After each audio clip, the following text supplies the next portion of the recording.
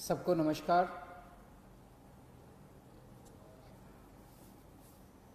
आज दिल्ली में लगभग 74,000 टोटल कोरोना के केस हो चुके हैं।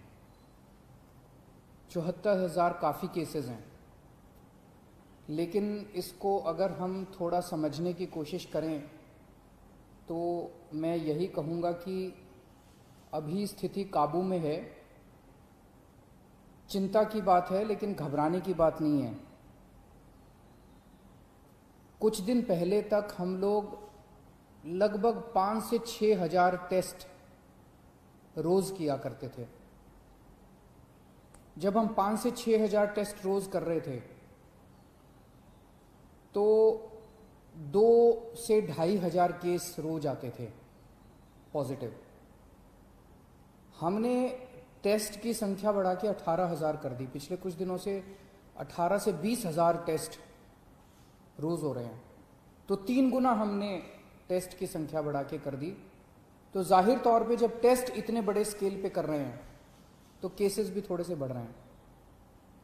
तो जैसे जब हम 5 से 6 हजार टेस्ट रोज कर रहे थे तो 2 से 2,500 केस पॉजिटिव आते थे। अब जब 18,000 केस रोज कर रहे हैं तो अब 3 से 3,500 केस इतने ही बढ़े। हमने टेस्ट 3 गुने कर दिए, लेकिन पॉजिटिव केस 2 से 3,000, पहले 2,000 आते थे, अब 3,000 आने लगे, 3,500 आने लगे। तो जाहिर तौर पे मान लीजिए कल हम 1 लाख, 2 लाख, 3 लाख टेस्ट करेंगे तो केसेस थोड़े से ज़्यादा आएंगे। अच्छी बात यह है कि 74,000 टोटल केस अभी तक हुए, इनमें से 45,000 लोग ठीक हो चुके हैं। तो लोग बड़ी तेजी से जल्दी जल्दी ठीक हो रहे हैं। ज्यादा टेस्ट करने की वजह से ज्यादा संख्या बढ़ती हुई दिख रही है, लेकिन लोग ठीक बहुत तेजी से हो रहे हैं। 2400 के करीब टोटल लोगों की अभी तक मौत हुई है दिल्ली में। आज की डेट में 26,000 टोटल पेशेंट हैं। अभी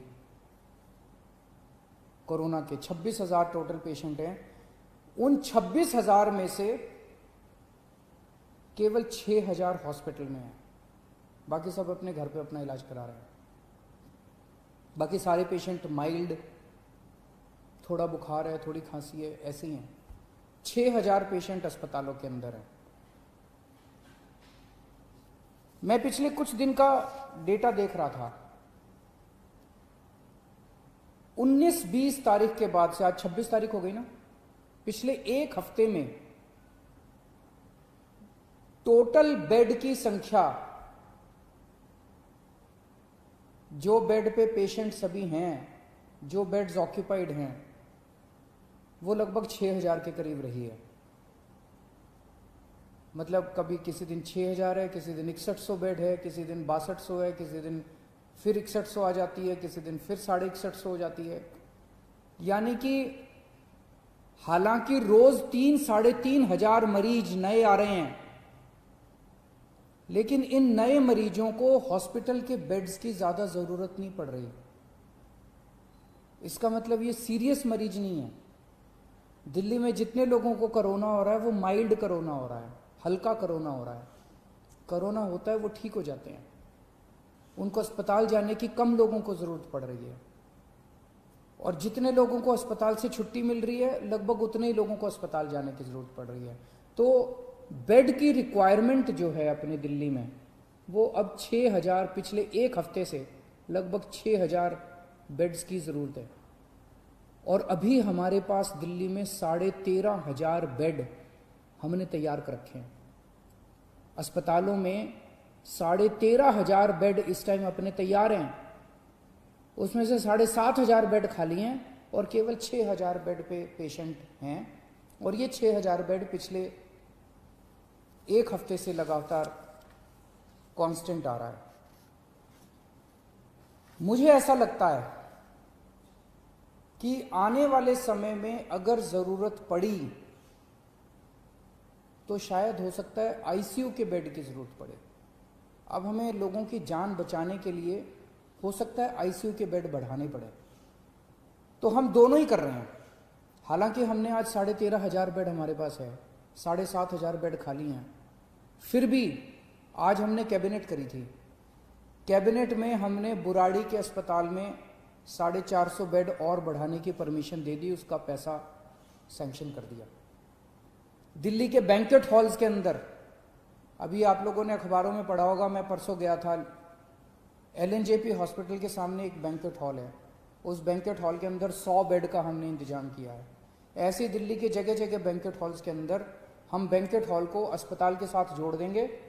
उस बैंक्वेट हॉल में हम बेड, दिल्ली के कई सारे बैंक्वेट हॉल्स में बेड्स का इंतजाम कर रहे हैं। तो हम हाथ पे हाथ धर के नहीं बैठे। जैसा मैंने कहा, पिछले एक हफ्ते में 6,000 बेड से ज़्यादा की जरूरत नहीं पड़ रही। आज हमारे पास 13,500 बेड है, फिर भी कल के लिए हम तैयारी कर रहे हैं, परसों के लिए तैयारी कर रहे हैं। अगर बाई चांस ज़्यादा जरूरत पड़ती है तो हम उसकी तैयारी कर रहे हैं। बीच में कुछ दिन ऐसे थे, जून के महीने के पहले हफ्ते में, जब थोड़ी सी पूरे दिल्ली के अंदर बेड की कमी हुई थी, मेरे पास भी खूब फ़ोन आते थे। रात रात भर में लोगों के फ़ोन अटेंड करता था, उनके लिए बेड का इंतज़ाम करता था, इस अस्पताल में उस अस्पताल में। अब स्थिति कंट्रोल में है। अब काफ़ी होटलों के अंदर हमने पिछले 10 दिन में लगभग 3,500 बेड्स का इंतजाम किया होटलों के अंदर, उनको हमने अस्पतालों से अटैच कर दिया। इस वजह से बेड्स इतने बढ़ गए हैं। और अब आने वाले टाइम में बैंक्वेट हॉल में बेड्स लेंगे, बुराड़ी अस्पताल तैयार हो जाएगा, और भी कई सारे स्टेप्स उठा रहे हैं। साथ में ICU के अंदर बेड्स बढ़ा रहे हैं, GTB हॉस्पिटल में, राजीव गांधी हॉस्पिटल में और LNJP में। इन तीनों के अंदर ICU के बेड्स की बहुत बड़े स्तर के ऊपर हम मात्रा बढ़ाने जा रहे हैं, ताकि अगर सीरियस मरीजों को ज़रूरत पड़े तो उसकी हमारी तैयारी होनी चाहिए। मौत के अंदर कोरोना से लोग, अगर कोरोना, पहली बात तो भगवान करे कोरोना हो ही ना आपको, अगर कोरोना हो भी जाए तो आप सही सलामत ठीक हो जाए। कोरोना की वजह से मौत नहीं होनी चाहिए।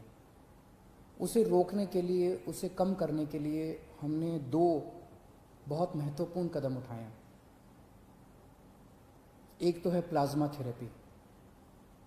आपने सुना होगा, कुछ दिन पहले मैं प्लाज्मा थेरेपी का जिक्र किया करता था। दिल्ली पहला राज्य था पूरे देश में जहां प्लाज्मा थेरेपी को हम लोगों ने बड़े उत्साह के साथ शुरू किया। हमने इसके ट्रायल किए, LNJP अस्पताल में इसके ट्रायल हुए, 29 केसेस के ऊपर ट्रायल किए गए और उनके नतीजे बहुत अच्छे आए। उन नतीजों को फिर हमने केंद्र सरकार में सबमिट किया। अब हमें 200 और पेशेंट्स के ऊपर प्लाज्मा थेरेपी करने की इजाज़त मिली है। तो सरकारी अस्पतालों में LNJP और राजीव गांधी अस्पताल में प्लाज्मा थेरेपी की इजाज़त मिली है, और इसके बाद कई सारे प्राइवेट हॉस्पिटल्स ने भी प्लाज्मा थेरेपी की इजाज़त ले ली है। कई सारे प्राइवेट हॉस्पिटल्स भी इस टाइम प्लाज्मा थेरेपी कर रहे हैं। इसके नतीजे ये दिखाते हैं कि अगर कोई मॉडरेट पेशेंट है, अगर कोई बहुत सीवियर पेशेंट है, वेंटिलेटर पे है, मल्टी ऑर्गन फेलियर हो चुका है, ऐसे पेशेंट्स को तो शायद प्लाज्मा थेरेपी से बचा पाना मुश्किल हो।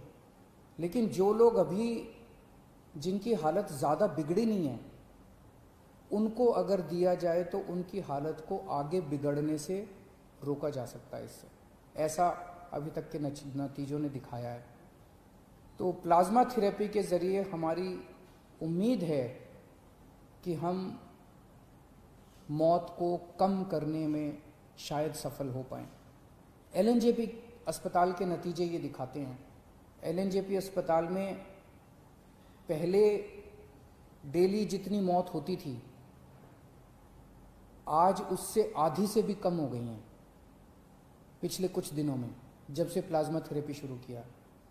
तो हमें उम्मीद है कि आने वाले समय में इससे हम इसको कम कर पाएंगे। दूसरी चीज़, कोरोना में सबसे ज़्यादा परेशानी होती है कि मरीज का ऑक्सीजन का लेवल अचानक कम हो जाता है। एक आम आदमी का ऑक्सीजन का लेवल 95 होना चाहिए। अगर ये 90 से कम हो जाए तो ये खतरा माना जाता है। 85 से कम हो जाए तो बहुत सीरियस माना जाता है। अब इसमें जैसे अगर आपका ऑक्सीजन लेवल 90 हो जाए या 85 हो जाए तो आपको सांस लेने में तकलीफ होती है और बहुत ज़्यादा ब्रेथलेसनेस होती है, सांस रुकती है आपकी, बहुत ज़्यादा आपको तकलीफ होती है। लेकिन कुछ पेशेंट्स ऐसे भी हैं इस बीमारी में जिसमें ये देखा गया कि ऑक्सीजन का लेवल बहुत कम हो गया लेकिन कोई सिम्टम्स ही नहीं है और अचानक फिर ड्रॉप हो जाता है और अचानक उसकी मौत हो जाती है। तो इसके लिए हमने एक निर्णय लिया है, निर्णय नहीं लिया, लागू कर दिया है कि जितने लोग घरों में जिनका इलाज चल रहा है, होम आइसोलेशन में हैं, माइल्ड सिम्टम वाले हैं, ए सिम्टम बिना लक्षण वाले मरीज हैं, जिनको कोरोना है लेकिन कोई लक्षण नहीं है, ऐसे सारे मरीजों के घर में हम लोगों ने ऑक्सीमीटर पहुंचा दिया है। हो सकता है कुछ एक बच्चे हों लेकिन लगभग सारे, मेरे को बताया गया कि लगभग सारे मरीजों के घर में ऑक्सीमीटर हम लोगों ने पहुंचा दिया। ये ऑक्सीमीटर आपका सुरक्षा कवच है। जिन जिन लोगों को ऑक्सीमीटर मिला है, कोशिश करके हर घंटे 2 घंटे में एक बार ऑक्सीजन नाप लेना। बड़ी आसान होता है, उंगली में लगा के आप ऑक्सीजन आधे मिनट में नाप सकते हो। अगर आपका ऑक्सीजन लेवल 94 के नीचे आ जाए, आप तुरंत हमें फ़ोन कर देना, आपके घर पे ऑक्सीजन इमरजेंसी में भिजवा देंगे और ज़रूरत पड़ेगी तो आपको अस्पताल में एडमिट कर देंगे। तो ये ऑक्सीमीटर आपका सुरक्षा कवच है। आप अगर ऑक्सीजन अपनी नापते रहोगे तो उम्मीद करते हैं कि फिर आप ठीक रहोगे। मैंने कल एक मरीज हैं जिनका घर में इलाज चल रहा है, कानन साहब, उनसे फ़ोन पे बात की थी मैंने। उनसे मैंने पूछा कि ऑक्सीमीटर मिल गया, वो उनको मिल गया, वो कह रहे हैं बहुत खुश हैं वो। मैं एक बार ही आपको वो वाली उनसे जो मेरी बातचीत हुई वो मैं सुनाना चाहता हूँ। हेलो। हाँ कानन साहब। हाँ सर। हाँ अरविंद केजरीवाल बोल रहा हूँ, कैसे हैं? नमस्ते सर, बिल्कुल ठीक हूँ सर। बिल्कुल ठीक है। कोरोना है ना हाँ, सर। आपको? हाँ कोरोना है सर, पर अभी बिल्कुल ठीक हूँ, कोई प्रॉब्लम नहीं है सर। मैं कोई सिम्टम नहीं है? नहीं है सर। हाँ तो इसमें कोरोना में ना एक चीज सबसे ज्यादा ध्यान रखनी पड़ती है, वो है ऑक्सीजन लेवल। तो जैसे अपना ऑक्सीजन सेचुरेशन लेवल 95 होना चाहिए। ओके।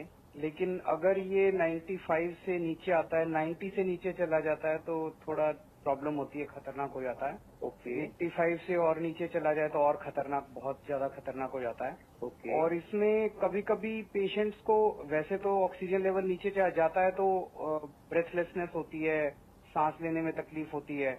लेकिन ये बीमारी ऐसी है जिसमें कभी कभी पता ही नहीं चलता और कोई सिम्टम नहीं आते और ऑक्सीजन लेवल नीचे हो जाता है। Okay sir. इसीलिए आप सब लोगों को हमने ये ऑक्सीजन मीटर, पल्स मीटर भेजा है। मिल गया आपको? हाँ सर, मिल गया सर, मिल गया सर हमको। नाप रहे हैं ना आप अपना ऑक्सीजन? बिल्कुल। हर 2-2 घंटे में नाप लिया करो, इसमें अचानक कई बार गिर जाता है ऑक्सीजन। ओके सर, तो ओके सर। कितना है अभी आपका ऑक्सीजन लेवल? मेरा जो है 97 के ऊपर है सर, 97.60 ऐसा है सर। 97.6 है, बहुत अच्छा है। घर में कौन कौन है आपके? सर मम्मी है और वाइफ है, 2 बच्चे हैं सर। सबके आप अलग कमरे में रह रहे हो ना? हाँ जी, हाँ जी, हाँ जी। तो उनको तो नहीं होना चाहिए बिल्कुल। बिल्कुल सर, बिल्कुल। और खासकर मम्मी का ख्याल रखना क्योंकि वो बुजुर्ग है ना, उनको हाँ। होने के चांसेस रहते हैं। ठीक है सर। और दिल्ली गवर्नमेंट से फोन आता है डेली आपको गाइड करने के लिए? रोज आता है सर मेरे को। रोज फोन आता है? अच्छा, वेरी गुड, वेरी गुड। भगवान आपका भला करे, आप जल्दी ठीक हो, जल्दी स्वस्थ हो, ऐसी मैं कामना करता हूँ। हाँ sir, thank you sir, thank you. आपने मुझसे बात किया, मुझे बड़ा अच्छा लगा सर। थैंक यू कानन साहब। बाय। हेलो। हाँ तो आप लोगों ने बातचीत सुनी कानन साहब से। इस तरह के ढेरों मरीज हैं, जो हज़ारों मरीज हैं जो अभी तक घर में ठीक हो चुके हैं और जिनका अभी घर में इलाज चल रहा है, उनकी भी सेफ्टी के लिए हम कदम उठा रहे हैं और जो अस्पताल में आ रहे हैं उनकी भी इलाज के लिए कदम उठा रहे हैं। तो जो लोग बीमार हैं, भगवान से प्रार्थना करता हूँ जल्दी स्वस्थ हों, और जो लोग बीमार नहीं हैं, भगवान से प्रार्थना करता हूँ कि उनको कोरोना बिल्कुल ना हो। शुक्रिया।